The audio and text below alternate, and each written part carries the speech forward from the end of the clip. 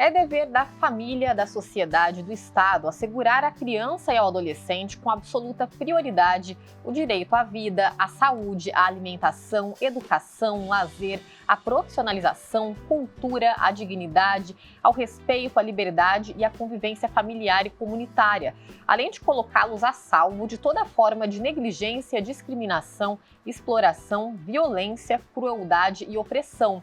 É o que diz o artigo 227 da Constituição Federal. E eu li esse trechinho porque ele rende também uma discussão para o nosso tema de hoje, que é homeschooling, ou então conhecido também como educação domiciliar. Aqui na mesa, então, eu recebo a pedagoga Paula Scarpetto e também o doutor em filosofia Rubens Sampaio. Sejam muito bem-vindos. Muito obrigada.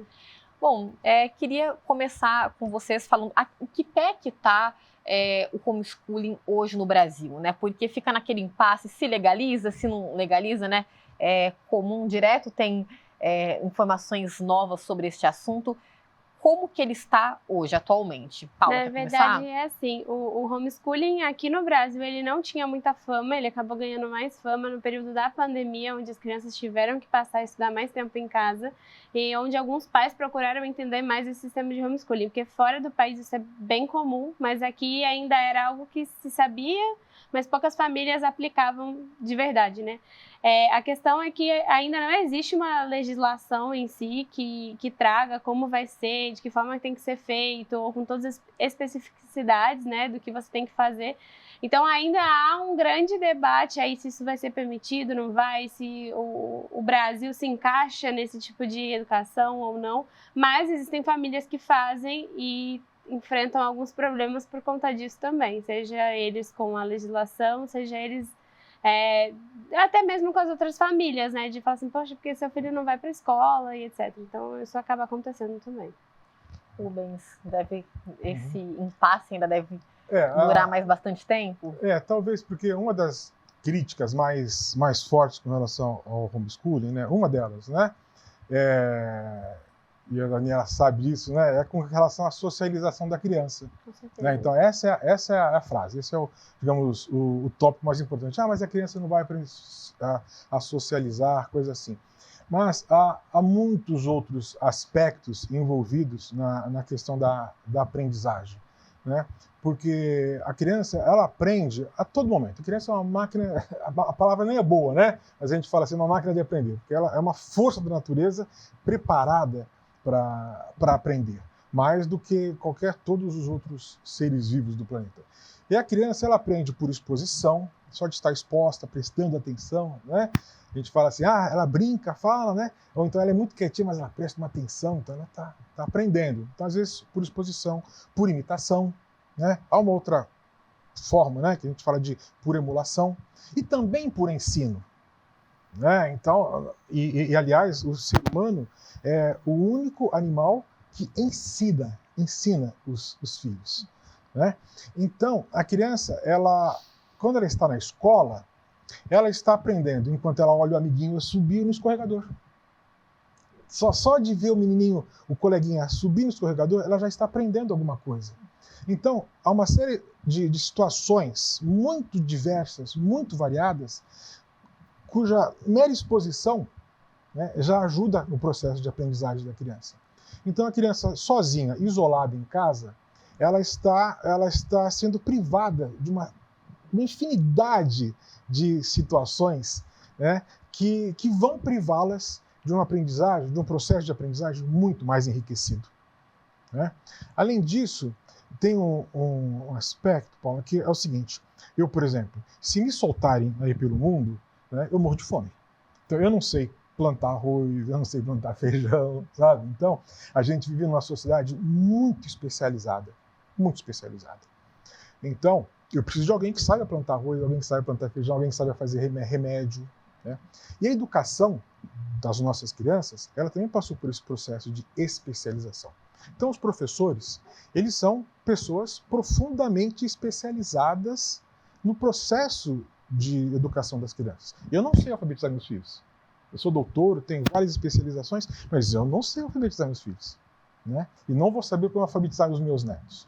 Então, nós temos pessoas preparadas para isso. E uma coisa é alfabetizar uma criança de 5, 6, 7 anos. Outra coisa é como ensinar uma criança de 8, 9, 10 anos. Então, é exigir muito, ou ser muito otimista, que papai e mamãe vão conseguir, né, submeter os seus filhos a tudo isso que está distribuído na mão de vários especialistas. Sabe? Então é muito difícil que o pai, a mãe, ou mesmo 1 ou 2 professores particulares tenham todas as competências necessárias, né, para dar para a criança tudo que ela pode ter na escola, né? Além do que tudo aquilo que a criança vai aprender com os coleguinhas. Porque a diversidade da escola, né, não dá para competir com a monotonia de casa. Você sabe? Ainda que a criança tenha 5 irmãozinhos, né, é diferente de você ter 15 amiguinhos na escola, cada um de uma cor diferente, outra com um sotaque diferente, com experiência diferente, sabe? Então é muito mais enriquecedor isso tudo. Bom, você já expôs sua opinião, né? Os motivos porque você não concorda totalmente com esse modelo de aprendizado.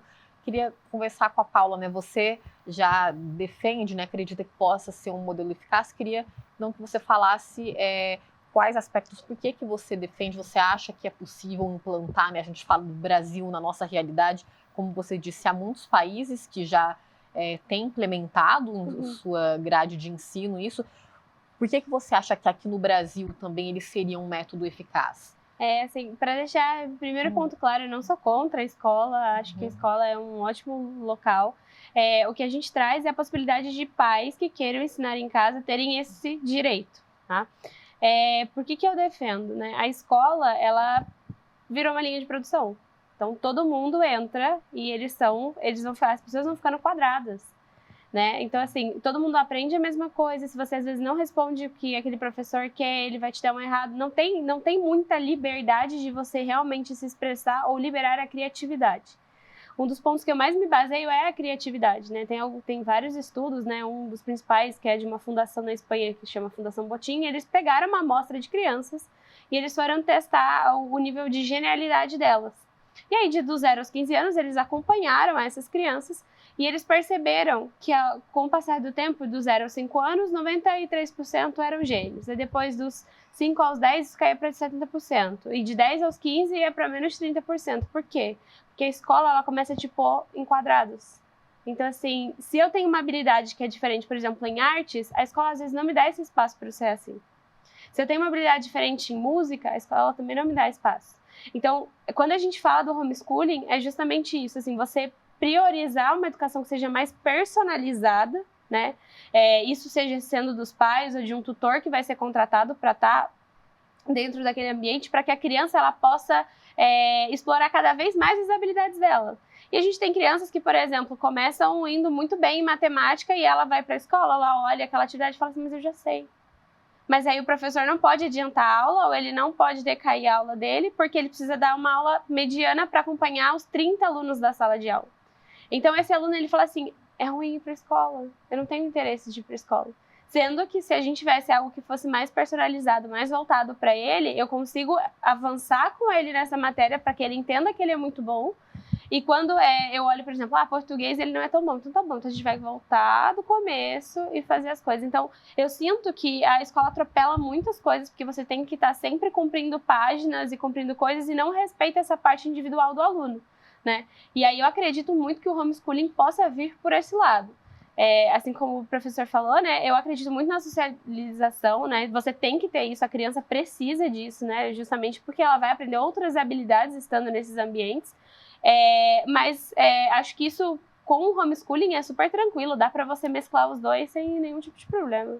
Antes da gente ir para frente com a discussão, para deixar claro também para o pessoal de casa, homeschooling é totalmente diferente de educação online, né? Para a gente deixar isso bem claro. É muito diferente. O homeschooling a gente define como uma educação que vai ser personalizada, dada ou pelos genitores, né? O responsável legal pela criança, ou tutores que são contratados para estarem ali com ela.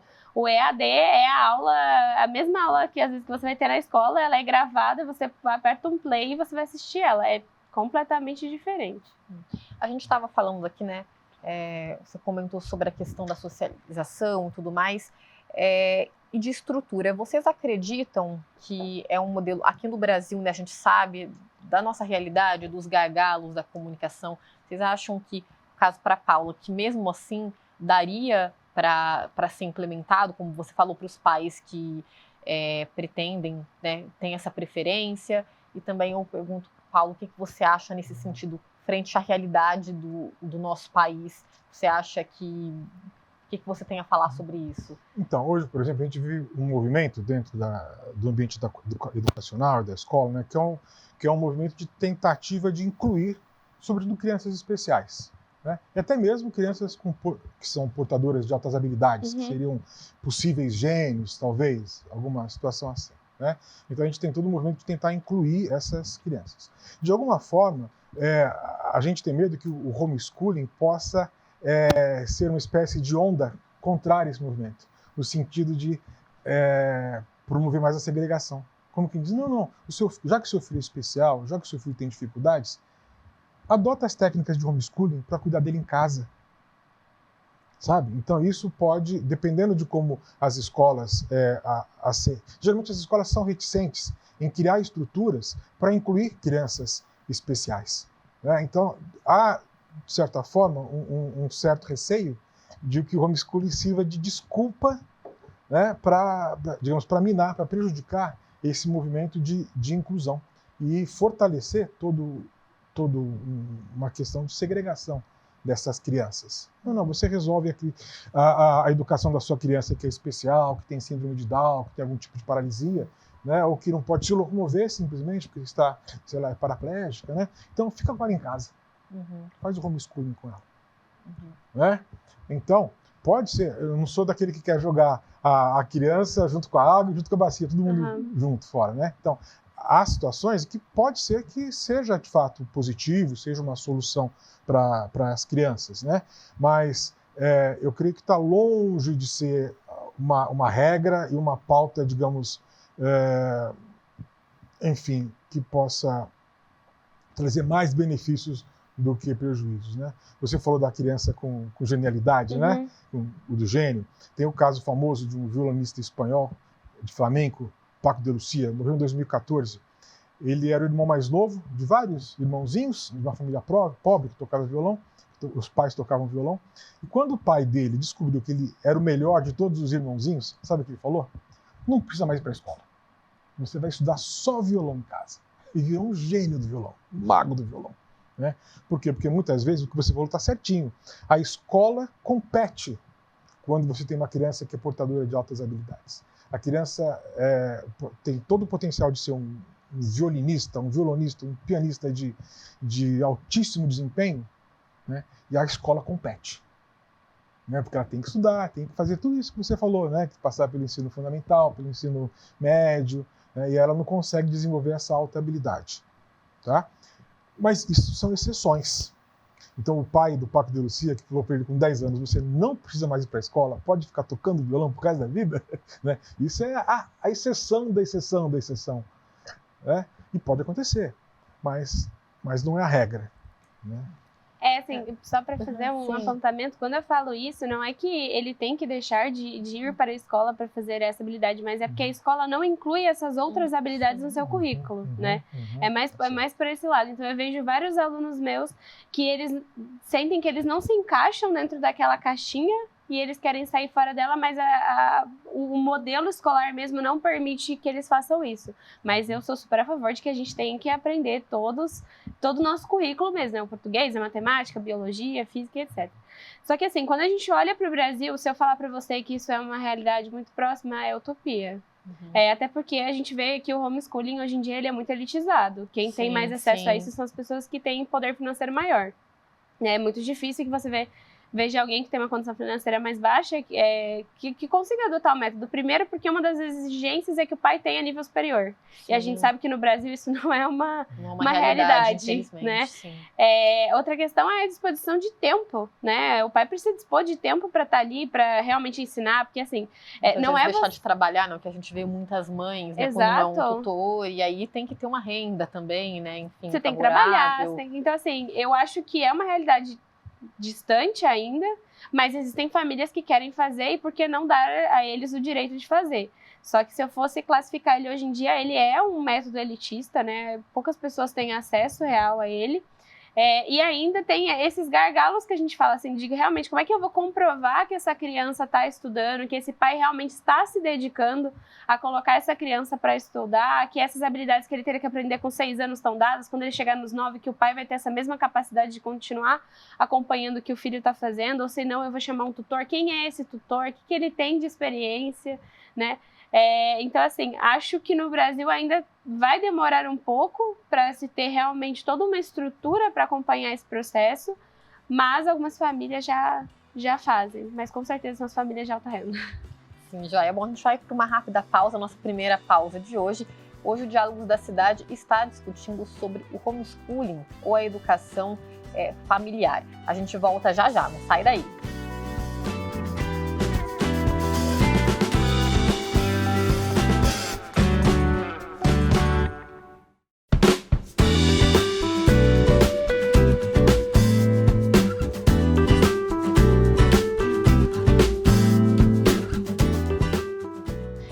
Estamos de volta com Diálogos da Cidade. Hoje estamos falando de um tema que é polêmico e ainda divide a opinião de muita gente, que é o homeschooling ou a educação domiciliar. Bom, o que a gente falava agora no intervalo, o homeschooling ele se tornou também uma pauta ideológica, política, né, sobretudo nos últimos anos. Vou começar a pauta. Infelizmente foi para esse viés, né? Acredito que outras pessoas, assim como eu, que defendam o homeschooling, não queriam que essa pauta fosse levada para o lado político, e sim para o lado educacional, que a gente está visando, na verdade, que as crianças tenham o direito de ter uma educação personalizada, como eu já falei antes, né? E que os pais tenham esse direito de ensinar ou contratar de novo tutores para estar ali com os filhos, né? Isso vai, na minha opinião, passa bem longe de uma pauta política, mas infelizmente algumas pessoas pegaram e transformaram isso numa pauta política. Eu acho que ela é interessante de quando se torna uma pauta política, de você defender, criar uma legislação, uma forma administrativa de você conseguir acompanhar esse processo e trazer resultados. Agora, quando você quer brigar com outra pessoa por conta de um tema, aí eu sou super contra o que infelizmente acaba acontecendo, né? Joia, gostaria de complementar? Então, essa questão da pauta política, né, não tem como não falar que assuntos relacionados à educação estejam isentos de qualquer aspecto da política. Mesmo porque o que a gente discute em educação é que quando estamos formando nossas crianças, nossos filhos, né, nós estamos formando cidadãos. Nós não estamos levando a criança para a escola, para qualquer lugar, só para aprender a ler e aprender os rudimentos da matemática. Não obstante tudo isso, né, seja importante, claro, mas isso é fundamental, né, que elas tenham um senso crítico. Né? Um dos aspectos mais fundamentais da educação, do método Paulo Freire, por exemplo, foi isso, né? Criar cidadãos que aprendessem a ler, que aprendessem a escrever com senso crítico, né? Para entender o seu mundo, para interpretar. Então não é só ler, é interpretar e compreender o lugar deles. Né? Então, quando você forma cidadãos dentro da escola, você não está só educando uma criança, você está protegendo ela e toda a sociedade. Por quê? Porque a democracia é o lugar onde o maior número de pessoas tem o maior número de direitos protegidos. Né? A democracia existe para proteger as pessoas com o maior número de direitos possível. Então, você tem pessoas vulneráveis, mulheres, negros, né, LGBTQIA+, mais protegidos numa democracia. Onde na democracia, essas pessoas vulneráveis, elas são mortas, elas são discriminadas e tudo mais. Então, a escola é um lugar para você educar as crianças dentro dessa perspectiva. Né? E, infelizmente, o que aconteceu é que vários líderes do homeschooling, né, que inclusive eram até discípulos do Olavo de Carvalho, né, que era uma pessoa de extrema direita e sem formação acadêmica, sem formação pedagógica nenhuma, algumas dessas pessoas foram eleitas para serem, inclusive, terem cargos de direção dentro do Ministério da Educação. E considerando que eles são pessoas de extrema direita, a gente via nisso exatamente a democracia sendo minada por dentro de um projeto de longo prazo. Né? Então, se você, por exemplo, cria um projeto dentro desse horizonte de extrema-direita, né, que está formando crianças sem senso crítico, tá? Daqui a alguns anos o que nós vamos ter é algo muito grave, porque nós não teremos cidadãos preparados para enfrentar os desafios do mundo. Né? Lá na Alemanha nazista, o que nós tivemos foi mais ou menos isso. Né? Nós tivemos Hitler formando a juventude hitlerista desde os anos mais tenros da sua adolescência. E hoje nós temos aqui no Brasil algo muito análogo com isso, que são as chamadas escolas cívico-militares, que são escolas de pensamento único, onde não há criatividade, onde não há diversidade, onde não se pode criticar nada. Hoje nós temos 85 mil adolescentes dentro dessas escolas cívico-militares. Não é? E nesse projeto de longo prazo, muito provavelmente esses adolescentes seriam manipulados, seriam armados, né, para repetir o nosso Capitólio aqui, ou qualquer coisa muito parecida com isso. Né? Eu só queria fazer um ponto, porque eu acompanhei desde 2016 o Colégio Naval, que é o Colégio da Marinha em Angra dos Reis, por um projeto que a gente tem de debates da ONU. Então, é um projeto que a própria Marinha faz com os alunos. Ali o colégio é primeiro, segundo, terceiro ano do ensino médio, né? Onde, quando o senhor coloca, né, que não se tem a liberdade do senso crítico, poxa vida, nesse projeto, o que eles mais fazem ali são colocar vários temas e cada um representa um personagem, às vezes um estado, ou até mesmo algum cargo político para debater sobre temas. Então, a gente teve agora lá em novembro, fui levar alguns alunos de algumas escolas aqui de São José para lá, e eles estavam debatendo sobre a questão da Rússia com a Ucrânia, eles debateram sobre a questão de armar a população, e existem muitas pessoas ali dentro que, mesmo estando naquele sistema, são contra. E, assim, me deixa muito... Quando você fala que é um pensamento único, isso, assim, vivendo aquilo não é verdade, porque, assim, eles colocam vários temas para eles debaterem, cada um tem uma opinião diferente, eles dão a possibilidade deles terem um senso crítico lá dentro, e eles também, hoje em dia, já adotaram aulas de programação, eles têm aula de laboratório maker, então, assim, eles não têm só aquela estrutura muito tradicional, pelo contrário, eles estão tentando trazer coisas diferentes lá para dentro. E nesse evento em específico, eu sou a única pessoa que entra, inclusive, com colégio civil, né? Eles só chamavam colégios militares, aí em 2016, quando eu comecei aí, eles começaram a me chamar e eu levo várias escolas daqui da região para lá. E aí, quando eu fui conhecer as escolas militares, é muito diferente do que a gente acha que é por fora. E quando a gente olha por dentro e a gente acha que às vezes é algo muito doutrinador, que é algo muito centrado, não. Existe hierarquia de respeito, mas quando a gente fala sobre outras pautas a serem discutidas, eles discutem. Isso acaba acontecendo. Então, eu vejo por esse ponto, por experiência mesmo. Uma pergunta, né? Eles têm filosofia, sociologia, história, disciplinas todas? Sim, todas. Aí, nesse projeto específico que você disse... Não, na escola, é grade curricular obrigatória da escola de dele. todas as escolas cívico-militares do Brasil ou das dessa que eu escola conheço, específica? sim. Pelo menos a da Marinha, que eu acompanho de perto, sim. Eles têm essas matérias, é obrigatório para eles, porque é o ensino médio deles. Eles têm que seguir a grade curricular obrigatória do MEC. Né? Eles têm as atividades complementares deles, que aí pode ser das Forças Armadas, né? Eles vão para a parte naval e etc., mas... Então, você disse que são escolas de ensino médio, né? Mas nas escolas cívico-militares, as crianças já estão sendo militarizadas desde idades mais tenras ainda, né? Desde praticamente do ensino fundamental. Sim, então, é muito precoce esse tipo de enquadramento para a criança. A minha visão sobre a questão dessas escolas militares é a questão de organização, respeito e hierarquia, que eles respeitam muito. Isso realmente eles levam isso muito afinco, sabe? Mas esse projeto em si, principalmente porque é voltado para o ensino médio, que é o que eu acompanho, eles fazem super tranquilo, todo mundo pode dar opinião, inclusive tem pessoas que são de raças diferentes, a gente tem o público LGBTQIA+, lá dentro também, que são militares, estão lá dentro discutindo também, e a gente não tem problema nenhum. E a gente falou da questão da socialização, né? Também a gente percebe, não é uma maioria, mas a gente comentava aqui, muitas das pessoas também que optam pelo homeschooling, você bem mencionou que é um sistema mais elitizado, mas são pessoas que muitas vezes estão ligadas a uma determinada religião, muitas vezes não quer privar o filho de determinados temas e tudo mais, do ponto de vista mais para frente, assim, social, porque essa criança, esse adolescente, esse jovem, ele vai virar um adulto, ele vai... não tem como, né, ter contato com a sociedade. Queria que vocês analisassem desse ponto de vista.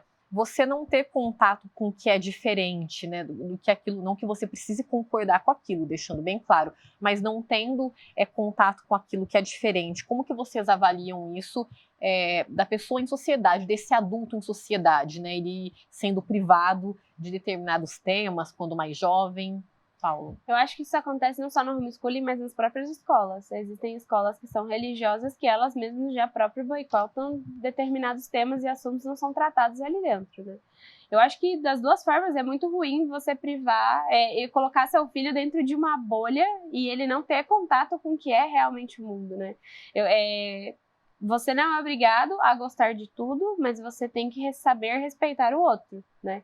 Então, de novo, eu acho que o professor falou isso muito bem, que é aquela questão do que é ensinado dentro de casa, de valores e princípios, né, que vai ser passado para ele dentro dessa metodologia, por exemplo, de estudar em casa. Aí, acho que algumas pessoas do homeschooling podem discordar comigo, mas, de novo, é minha opinião, de que você tem que apresentar ao seu filho as diversidades, né, o que é realmente o mundo.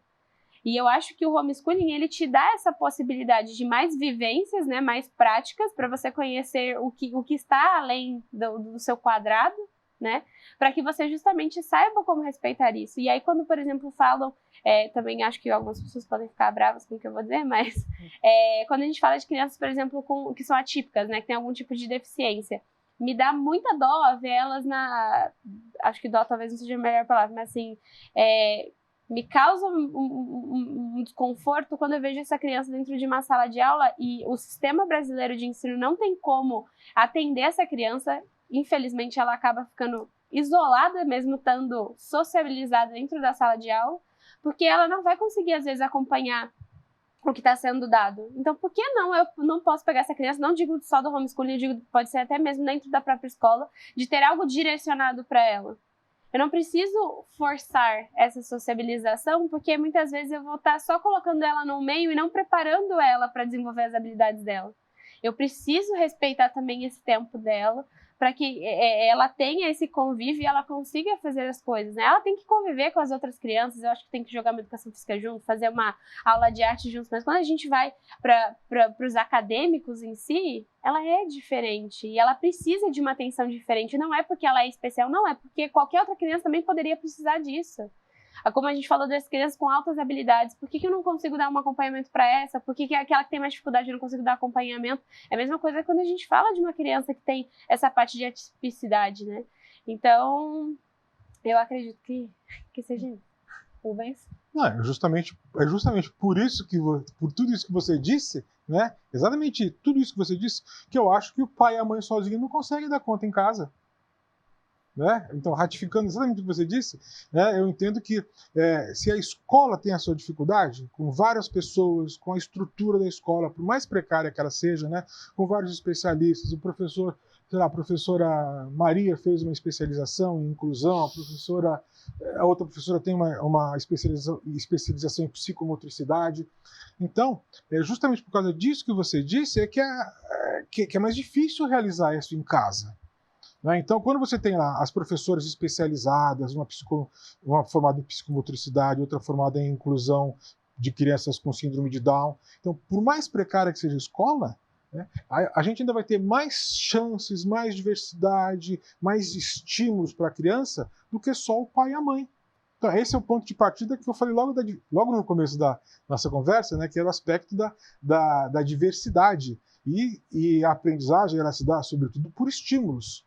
Então, quando a gente recebe o mesmo estímulo por várias vezes, e sobretudo se for um estímulo monótono, a gente vai ter um fenômeno chamado pelos neurocientistas de habituação.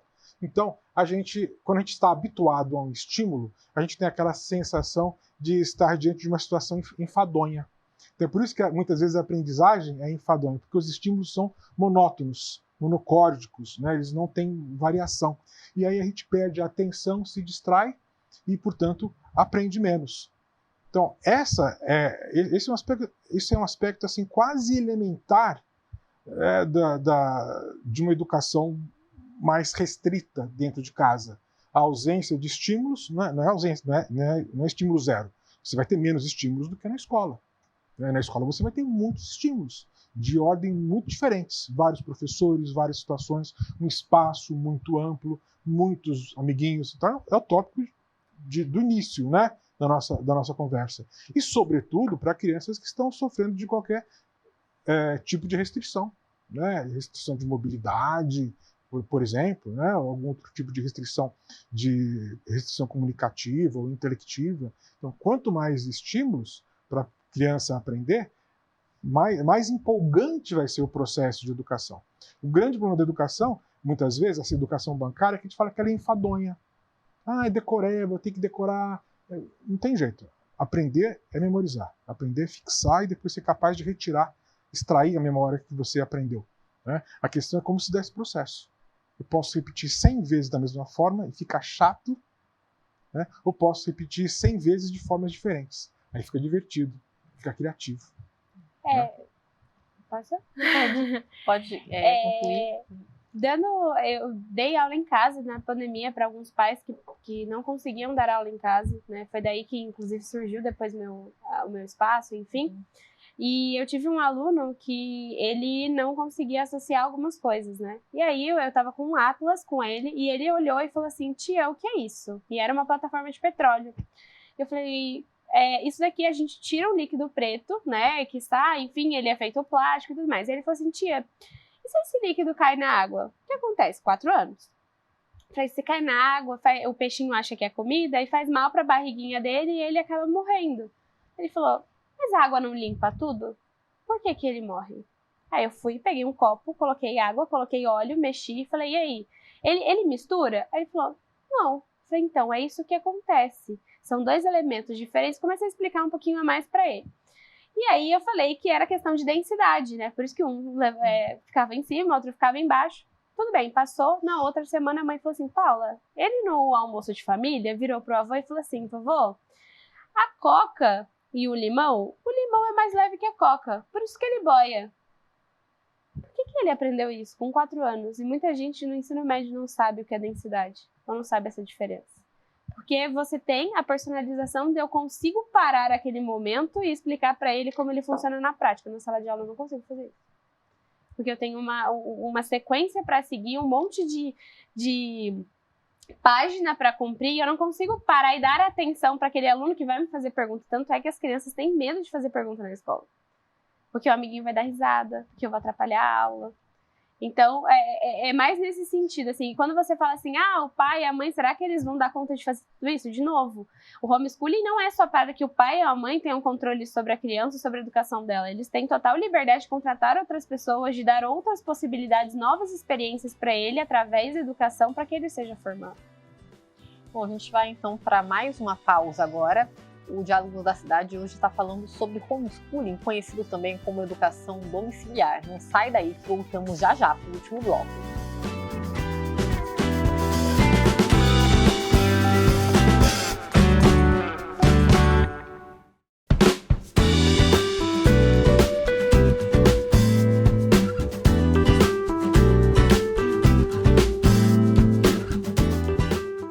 Estamos de volta com o Diálogos da Cidade, hoje tratando sobre homeschooling.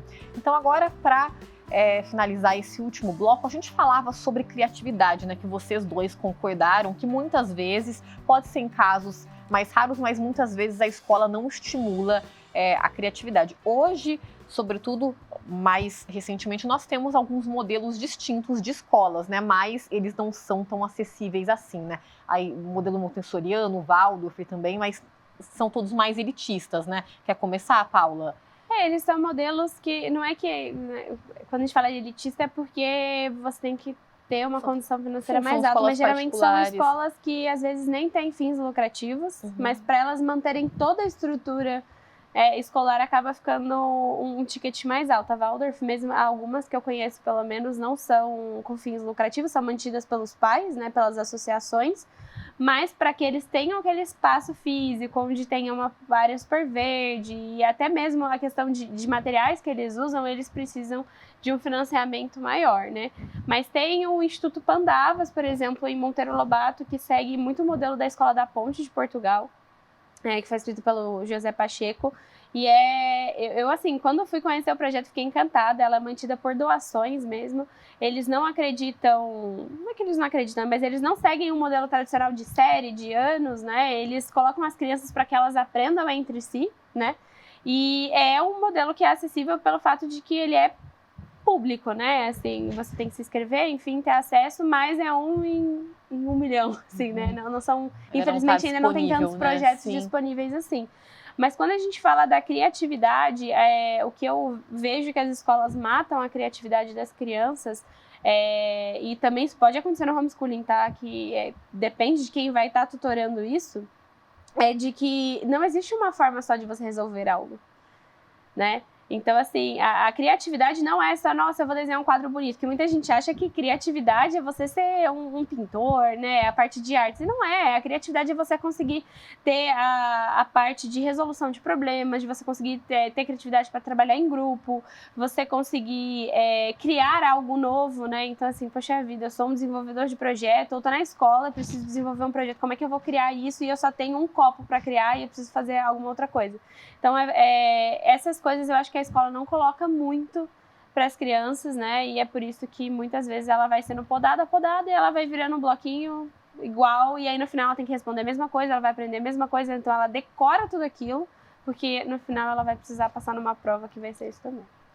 Bem, são metodologias diferentes, mas infelizmente ainda não temos isso disponível, né? De repente seria interessante repensar esse modelo, metodologia de ensino mesmo? Se nós formos fazer uma varredura pelo Brasil afora, nós vamos encontrar vários experimentos, né, que infelizmente não se popularizaram, né, mas nós temos experimentos de grande sucesso dentro da rede pública, né, com escolas que conseguiram fazer isso, manter a criança o tempo todo dentro da escola, por um período integral, bem alimentada e com projetos criativos, né? Eu não vou lembrar agora de detalhes, né, mas tem o caso famoso do projeto criado por um dos maiores cientistas do Brasil, que é o Miguel Nicoleles, né, aquele neurocientista que fez com que um tetraplégico andasse no dia da Copa, no dia da abertura da Copa, com aquele exoesqueleto. Ele e a sua equipe, se eu não me engano, o Miguel Nicoleles, acho que o Siddhartha Ribeiro também estava envolvido nesse projeto lá no Rio Grande do Norte, eles criaram um projeto educacional que começava, sabe onde? Com o pré-natal das crianças.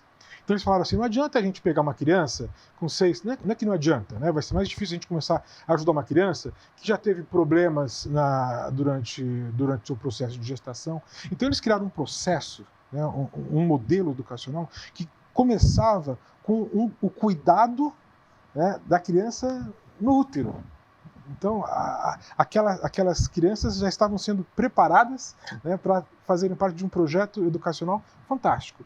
E aí o Nicoleles falando esses dias que ele estava em Harvard e encontrou um garoto falou assim, professor Nicoleles, eu vim lá da sua escola, eu sou do Acre, alguma coisa assim. Né? Então, por lá passaram milhares de crianças, né, dentro de um projeto, né, público, que respeitava a cidadania, que tirava as crianças de casa, que alimentava as crianças durante o dia, que cuidava das mães das crianças. Então nós temos assim projetos que são absolutamente maravilhosos, né, que beiram quase que a perfeição. Né? Eles só não estão bem distribuídos pelo Brasil, porque de fato são projetos excepcionais. Né? Mas o projeto ficou prejudicado quando? Depois do último governo. Então, parece que eles conseguiram manter ainda o cuidado o cuidado do pré-natal com as mulheres, né? Mas o projeto escolar, né, do ensino fundamental para frente teve que ser interrompido por falta de verba pública. Né? Mas por que foi interrompido? Vontade política, né? Por questão da pauta política. Então, era um projeto que, se fosse disseminado pelo país afora, faria de nós uma potência educacional invejada por Canadá, Estados Unidos, Finlândia e qualquer outro país aí de primeiro mundo. Então, nós temos pessoas criativas, nós temos pessoas bem formadas, nós temos o maior educador do mundo é Paulo Freire, né? que aliás, é engraçado, né? Ele era advogado, filósofo e não tinha pedagogia, né? Isso que é o mais impressionante. Mas o maior dos maiores pedagogos do mundo é brasileiro. Então a gente tem tudo para fazer da escola um lugar excepcional no Brasil. Né? Bom para as crianças, bom para as famílias e bom para a democracia, bom para todo mundo. Sem dúvida, é uma coisa em comum que esse tema ele tem que ser colocado, né, mais em pauta na mesa e tem que ser discutido, né, de forma prioritária, né, que a gente está falando de educação. Com a gente certeza. sabe que educação é, né, a base para muitas outras coisas, né, o principal pilar quando a gente fala em sociedade, né. Com certeza, justamente pelo que o professor muito bem fala, que a educação ela não é só para aprender a ler e escrever, ela é para formar você para sua vida, né? E aí eu costumo dizer na alfabetização que a gente dá o maior dos superpoderes para as crianças, que é o de poder ler e escrever. Então, se eu sei ler e se eu sei escrever, eu vou conseguir entender o mundo, eu vou conseguir interpretar o mundo, né, criticá-lo, formar o meu senso crítico, analítico sobre aquilo e poder defendê-lo, né? E, infelizmente, acho que a educação às vezes é muito deixada de lado, né? As pessoas se importam com outras coisas e esquecem que a educação é o pilar de tudo, né, para ser sustentado. Seja ela na forma de escola, seja ela na forma do homeschooling. De novo, quando a gente fala em democracia, é porque também as pessoas têm direito de agirem como elas acreditam que seria o melhor para elas, né? Todo mundo tem o direito de ir e vir e ela pode tomar a decisão de querer ir para uma escola ou se ela acredita que tem um outro modelo que seja melhor, ela também tem esse direito, né, garantido pela Constituição. Por isso que eu volto a dizer, a questão do homeschooling, ele tem que ainda ser debatido, não é uma coisa que está muito clara para as pessoas.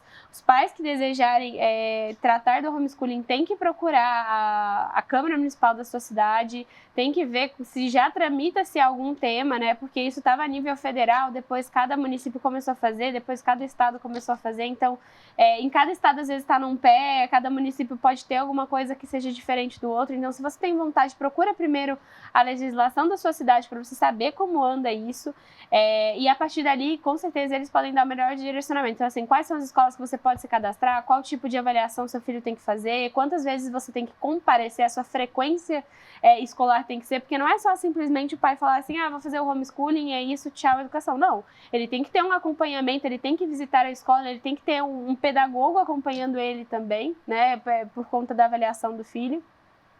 Então, assim, é um tema que com certeza vai ser ainda muito discutido, tem que ser discutido mesmo, para que justamente não seja algo no vazio e que se a gente tem a possibilidade de que ele aconteça da melhor forma para justamente garantir a proteção da criança ao estudo, que é o que a gente prevê na Constituição, né? Sim. Falando do homeschooling, a gente vê com frequência também algumas matérias falando de pais que quase perderam a guarda dos filhos, né? Então, o conselho tutelar que é acionado também. Em que pé que está essa situação? Porque justamente tem uma frequência mínima de 75%, né, que a criança ela precisa ter no ano letivo, na escola. Como que está essa situação em relação a isso? Porque não está regularizado, né? Então, de fato, é uma coisa que pode acontecer. Quer começar, Rubens? Eu não estou muito por dentro do aspecto legal, né? Mas o que os pais hoje, por determinação constitucional, eles são obrigados a enviar as crianças para a escola. E dentro desses outros programas da rede de segurança, né, que vão ser retomados agora com o novo governo, né, todos os auxílios, as bolsas e tal, elas estarão sobretudo atreladas à frequência escolar e à vacinação das crianças. Isso é fundamental. Né, isso é fundamental. Né? Então, como eu disse, infelizmente o homeschooling se atrelou a esse pacote, né, até mesmo de negacionismo com relação às vacinas. Eu quero meu filho em casa, eu não quero vacinar os meus filhos. Isso está ligado muitas vezes a uma questão religiosa. Então tem que ter muito cuidado em que medida que esse tipo de preferência educacional não está colocando em risco a própria criança, né? Uma criança não vacinada, ela é um risco para si e para as outras crianças também. Né? Então, se por um acaso os pais estiverem realizando o homeschooling à revelia da lei, né, eles podem ser penalizados. Né? Não só realizando o homeschooling, se a criança por si só não estiver indo para a escola, né, o conselho tutelar pode ser ativado, os pais podem ser chamados, né, isso pode ter consequências criminais para os pais. Então tem que fazer com muito cuidado, né, estudar com muito cuidado essa opção, né, que eu pessoalmente, como educador e tal, eu não recomendo. tem que ter cautela, né? Os pais. Por isso que eu falei, antes de você tomar qualquer decisão, você procurar a legislação do seu município para você poder saber o que já está sendo acordado ou que está em andamento ali, para justamente você não ter problema com o conselho tutelar e não chegar a perder a guarda da criança. Mas isso é legislação federal, não é legislação municipal. Então, sim, mas cada município também foi tramitado para poder ter o direito de decidir sobre o homeschooling. E aí cada município teria a liberdade de poder criar o seu próprio projeto. Por isso que eu digo a respeito de, assim, por exemplo, quanto de frequência ele tem que ter, quem tem que observá-lo. Por isso que eu falo de novo, assim, ainda não existe uma estrutura que seja realmente efetiva para que se controle tudo isso, né? Isso ainda não tem, né? É o que muito se debate para a criação de projetos de leis para isso, né? Mas, de novo, antes de se tomar qualquer decisão, que você busque os meios legais para justamente você não ter o problema. Eu recomendo que seja feito, desde que seja feito dentro das bases legais e que você tenha condições de realizá-lo, né? Não faça ele por aventureiro, que aí não é bom. Uhum.